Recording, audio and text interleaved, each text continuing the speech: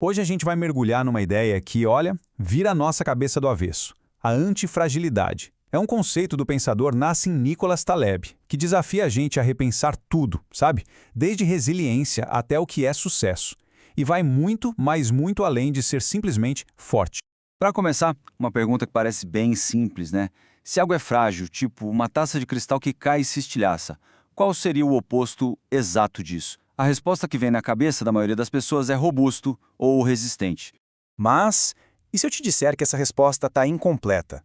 O Taleb argumenta que ser robusto ou resistente é só o ponto zero, o neutro da história. O verdadeiro oposto do frágil não é algo que simplesmente aguenta o tranco, mas sim algo que se beneficia com o tranco. E é exatamente aqui que a nossa perspectiva precisa dar um giro de 180 graus. A gente não está falando de uma linha reta que vai do fraco para o forte. Existe uma terceira dimensão aí, uma categoria totalmente nova que a gente precisa conhecer. E essa dimensão é a antifragilidade. A definição formal já é bem poderosa, né? É a propriedade que os sistemas têm de melhorar com o estresse e com choques. Em outras palavras, são coisas que não só sobrevivem ao caos, mas que, na verdade, se alimentam da desordem para evoluir e ficar ainda mais fortes. Para deixar isso tudo bem claro, o Taleb nos dá um tipo de mapa mental que ele chama de A Tríade. Pensa nisso como um framework para a gente conseguir classificar como qualquer coisa, uma pessoa, uma empresa, uma economia, responde ao estresse e à aleatoriedade do mundo. O legal de ver essa tabela é a clareza da divisão. O frágil odeia a estabilidade, ele quebra. O robusto, por outro lado, é meio indiferente. Ele aguenta a pancada e volta a ser o que era antes.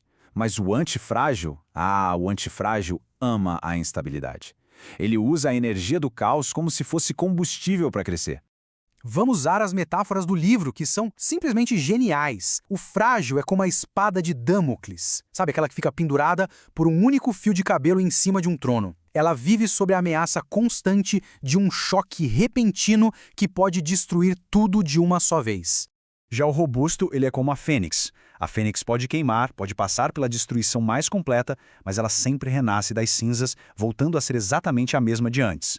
Ela é resiliente, claro que sim, mas ela não melhora. Ela só sobrevive. E aí, finalmente, chegamos no antifrágil, a hidra da mitologia. Para cada cabeça que era cortada, duas outras, ainda mais fortes, cresciam no lugar. A hidra não só se recuperava do ataque, ela se beneficiava dele. O dano a tornava mais e mais formidável. Isso sim é a antifragilidade na sua essência. E olha, isso não é só coisa de mitologia, não. A natureza é o maior exemplo de antifragilidade que existe. Nossos próprios ossos e músculos, por exemplo, ficam mais fortes justamente porque a gente submete eles ao estresse do exercício.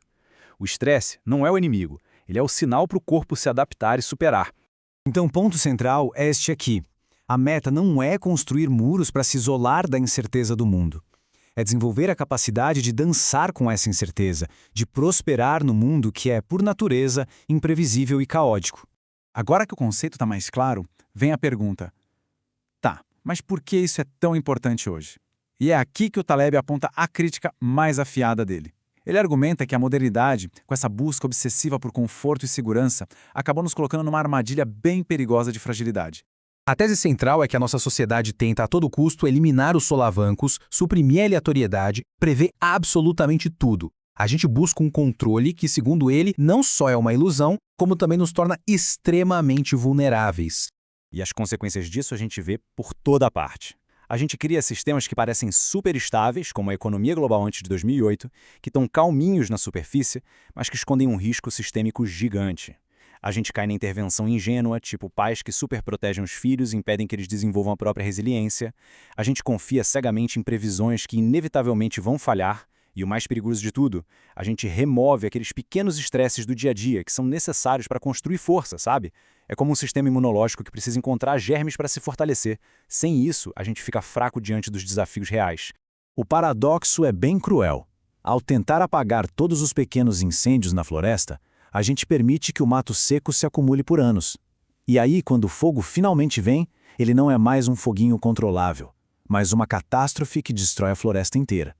Ou seja, ao evitar os probleminhas, a gente cria uma fragilidade gigantesca para o grande e inevitável choque. Ok, o diagnóstico está claro. Mas como é que a gente sai dessa armadilha? como a gente pode aplicar uma mentalidade antifrágil para, de fato, se beneficiar da desordem. O primeiro passo, e talvez o mais fundamental, é uma mudança de mentalidade. É parar de ver o estresse, o erro e a incerteza como inimigos que precisam ser eliminados e começar a enxergar tudo isso como fonte de informação, como oportunidades para aprender, se adaptar e evoluir. Vamos para um exemplo prático. Imagina um projeto no trabalho que parece super intimidador. A resposta frágil é fugir dele. Já a antifrágil é encarar, sabendo que aquele desconforto do processo é exatamente o que vai gerar novas habilidades e mais capacidade no final.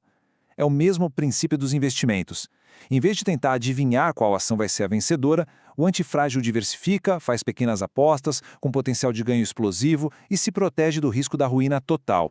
Isso tudo se traduz num guia bem prático. Primeiro, se expor de propósito a pequenos estresses que dá para gerenciar, como levantar um pouco mais de peso na academia ou ter aquela conversa difícil que a gente adia. Segundo, construir opções na vida, ter mais de uma fonte de renda ou várias habilidades é super antifrágil. Terceiro, e essa é a regra de ouro, evite a todo custo o risco de ruína. Se você não quebrar, você sempre pode jogar de novo. E quarto, trate cada erro não como um fracasso, mas como um dado, um feedback valioso que o mundo real está te dando. No fim das contas, o que o Taleb propõe é muito mais do que uma simples estratégia. É uma forma completamente diferente de enxergar o mundo e o nosso lugar dentro dele.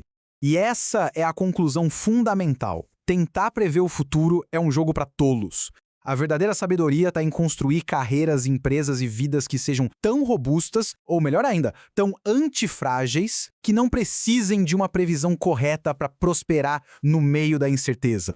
E tudo isso nos deixa com uma pergunta final para reflexão. Em que áreas da vida a gente está só sobrevivendo aos desafios, sabe? Renascendo das cinzas como a fênix, quando, na verdade, a gente poderia estar usando esses mesmos desafios para crescer mais forte, para florescer no meio do caos, como a hidra.